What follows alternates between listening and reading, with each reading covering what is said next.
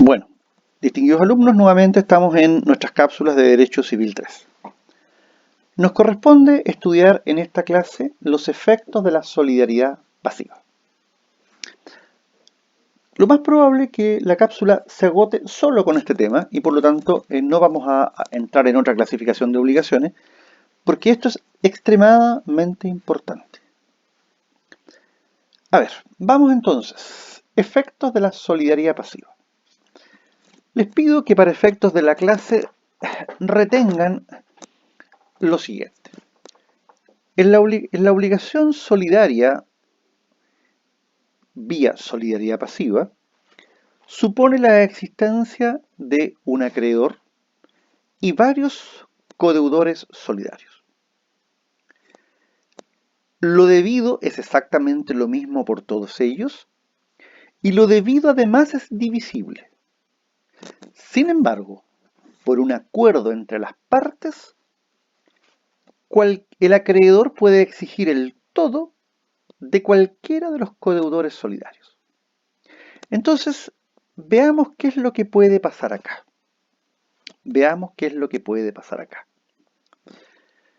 A este efecto tenemos que distinguir las llamadas relaciones externas, es decir, las relaciones entre el acreedor y los codeudores, que se denomina también obligación a la deuda, es decir, quién es el llamado a pagar.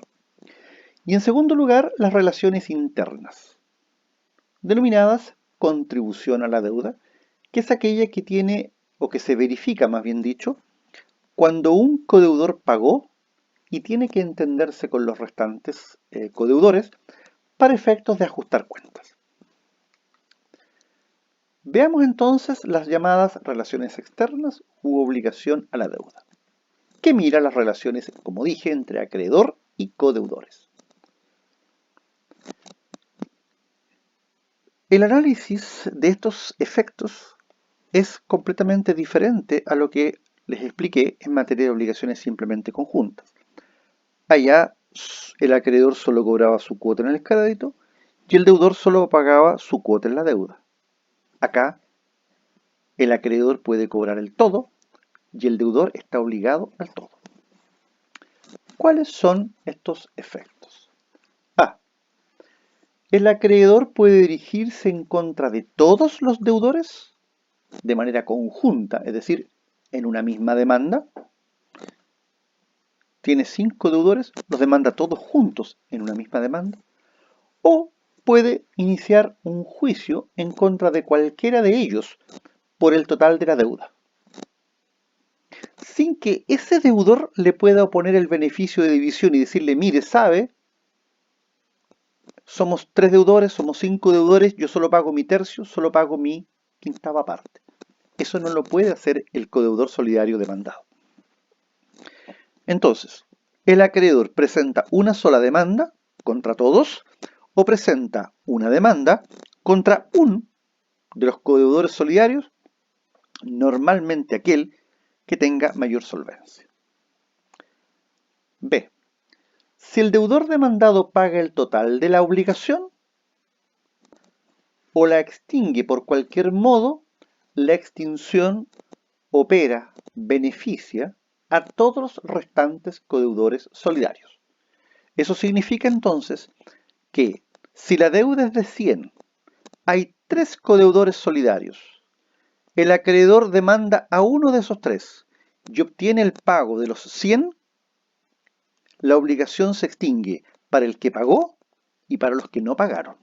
No puede el acreedor iniciar otro juicio cobrando los 100 o algún otro remanente, porque la extinción total extingue la deuda para el que paga y para los que no pagaron. Les pongo un ejemplo. Accidente de tránsito. Se condena penalmente al conductor y en sede civil se condena al conductor y solidariamente al propietario del vehículo. Si el propietario del vehículo paga el total de los daños y perjuicios que sufrieron las víctimas, la extinción no opera solo en favor del propietario que pagó, sino que también va a operar en favor del conductor. 3. Si el acreedor demanda a un deudor y no obtiene el pago total, imaginémonos, demanda 100 y obtiene solo 50, podrá dirigirse en contra de cualquiera de los otros por el saldo. ¿Y cómo lo puede hacer? ¿Demanda a todos los codeudores por el saldo o demanda a uno de los codeudores por ese saldo? Acuérdense que el acreedor puede demandar a todos o a unos. Su elección es una prerrogativa que la ley le asigna al acreedor. Esto lo dice claramente el artículo 1515 del Código. D. El título ejecutivo contra el deudor principal lo es también en contra del fiador y codeudor solidario. La sentencia dictada en contra de un codeudor produce cosa juzgada respecto a los otros. La interrupción de la prescripción que opera en contra de uno de los deudores solidarios perjudica a los otros. Eso está en dos normas. Por favor, léanlas. 2519 y 1516 del Código Civil. G. Producida la mora respecto de un deudor, quedan constituidos en mora los restantes codeudores. H. La pérdida de la especie o cuerpo cierto de vida por culpa de uno de los codeudores genera para todos el pago del valor de la cosa, pero la indemnización de perjuicios solo respecto del codeudor culpable. La prórroga de la jurisdicción, ustedes entienden que es prórroga de la competencia, respecto de un deudor afecta a todos. J. Si el acreedor cede su crédito a un tercero, no es necesario que notifique la cesión del crédito a todos. Basta con que la notifique a uno de ellos. El deudor puede oponer a la demanda excepciones reales, personales y mixtas. ¿Qué son las excepciones reales con las cuales puede defenderse el deudor? Bueno, son aquellas que resultan de la naturaleza de la obligación. Son aquellas que resultan de la naturaleza de la obligación. Y pueden ser opuestas por cualquiera de los codeudores. Por ejemplo, cualquiera puede oponer la nulidad absoluta del vínculo obligacional.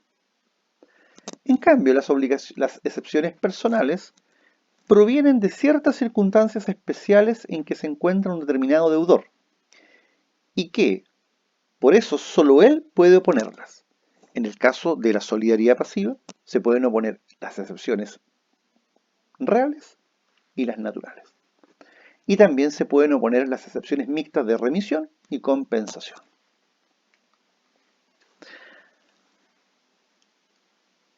A ver, ahora hay que hacer presente lo siguiente. ¿Qué ocurre cuando uno de los codeudores solidarios o más de uno de los codeudores solidarios paga al acreedor la obligación? Ya sea a través del pago o a través de cualquier otro medio de extinguir obligaciones que implique un sacrificio económico. Por ejemplo, no pagó en dinero efectivo, sino que le traspasó al acreedor un inmueble. Eso se conoce como dación en pago. Imaginémonos que la deuda sean 100 millones de pesos. Habían 3 codeudores solidarios y uno de ellos fue demandado, se le embargaron bienes, se le remataron bienes y el acreedor obtuvo el pago de los 100 millones. ¿Qué es lo que ocurre a partir del momento en que se genera o se verifica el pago al acreedor? Una vez que el acreedor ha sido satisfecho en su crédito, en capital, intereses, reajustes, recargos, costas judiciales, procesales y personales, el acreedor desaparece de la escena de este espectáculo. ¿Y qué significa que desaparezca de la escena? Significa que ya no va a intervenir más. Por lo tanto, nuestro nuestra actividad va a quedar circunscrita a los deudores. Son ellos los que van a quedar en escena. Y aquí entonces tenemos un pago hecho por un codeudor de 100 millones y tenemos por otro lado a otros dos codeudores solidarios. Aquí hay dos alternativas. Que el codeudor solidario que pagó termine soportando por sí solo en su patrimonio el pago y que los otros codeudores solidarios queden desligados de cualquier injerencia y responsabilidad en la obligación. Si eso se consumara, si eso la ley lo posibilitara, yo inmediatamente les hago la siguiente pregunta. ¿Qué se estaría consumando en ese minuto? Y yo creo que ustedes inmediatamente se van a dar cuenta y van a concordar conmigo que lo que allí estaría ocurriendo sería un enriquecimiento sin causa. Por lo tanto, si la ley no posibilita el enriquecimiento sin causa, si la ley de alguna manera está contra el enriquecimiento sin causa, esta no es la solución a la cual nosotros tenemos que abocarnos. La solución es otra. ¿Y cuál es la solución? Bueno, que el acreedor, que el deudor, perdón, que pagó, exija a los restantes codeudores solidarios que contribuyan, en definitiva, al pago de la obligación. Entonces, extinguida la obligación respecto del acreedor, debe resolverse lo que ocurre entre los codeudores. Se trata de un verdadero ajuste o arreglo de cuentas entre los codeudores, pues no resulta equitativo que uno de ellos termine soportando el gravamen. Y esto, insisto, es lo que nosotros vamos a estudiar. Para que aquí se produzca lo anterior, va a ser necesario que haya habido un pago o haya habido un modo de extinguir equivalente al pago. Es decir, que aquel codeudor solidario que pagó haya realizado un sacrificio económico. Porque si el codeudor solidario se defendió, por ejemplo, con la prescripción extintiva de la acción, no ha tenido sacrificio económico. Por lo tanto, mal podría él llevar esa situación al resto de los codeudores. Para los efectos de poder nosotros estudiar esta materia tenemos que hacer dos distinciones y en el caso de la segunda distinción, una subdistinción. Primera distinción. Si todos los deudores tienen interés, o en el segundo caso, si solo algunos de los deudores tienen interés. Y en este caso, a su vez, tenemos que subdistinguir si quien pagó era un deudor con interés o si quien pagó era un deudor sin interés. Ahí ustedes tienen un ejemplo, donde yo de alguna manera les trato de reflejar qué quiere decir ser deudor interesado de deudor no interesado. A ver, decimos deudor interesado aquel que de alguna manera tiene participación en el hecho originativo de la solidaridad. En cambio, es deudor no interesado aquel que no tiene participación en el hecho basal, en el hecho base, en el hecho que de alguna manera desencadena la existencia de la obligación. Pongo un ejemplo antes de quedarnos con el ejemplo propuesto en la lámina. Un conductor participa en un accidente de tránsito, causa lesiones graves y es condenado en sede penal por manejo en estado de ebriedad causando lesiones graves. Y se le impone una sanción con revisión condicional, hay suspensión de licencia, pero en sede penal es condenado por manejo en estado de ebriedad causando lesiones graves. En sede civil, la persona lesionada demanda y obtiene una condena civil en contra del chofer, condenado penal, y en forma solidaria en contra del propietario del vehículo. no cabe ninguna duda que para los efectos de lo que estamos conversando, el conductor es un codeudor solidario interesado. Interesado desde el punto de vista de que él es el condenado en sede penal. Él es el responsable de la hipótesis del delito culposo o cuasi delito de lesiones. En cambio, el propietario, para estos efectos, es un no interesado. Y lo mismo está en el ejemplo con el cual vamos a terminar la cápsula, que en el fondo es: tres personas compran una propiedad y todos ellos se obligan solidariamente al pago del precio para con el vendedor. Entonces tenemos un vendedor, tres compradores, o sea, tres dueños de la propiedad comprada, y todos ellos se constituyen en codeudores solidarios de la obligación esencial del comprador de pagar el precio.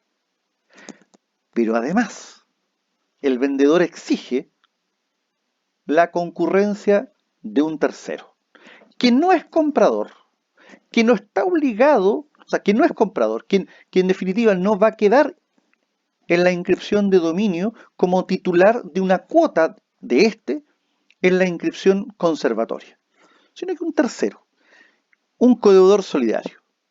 Entonces, ¿quiénes son deudores interesados? Los compradores. ¿Quién es codeudor solidario no interesado? Bueno, este tercero.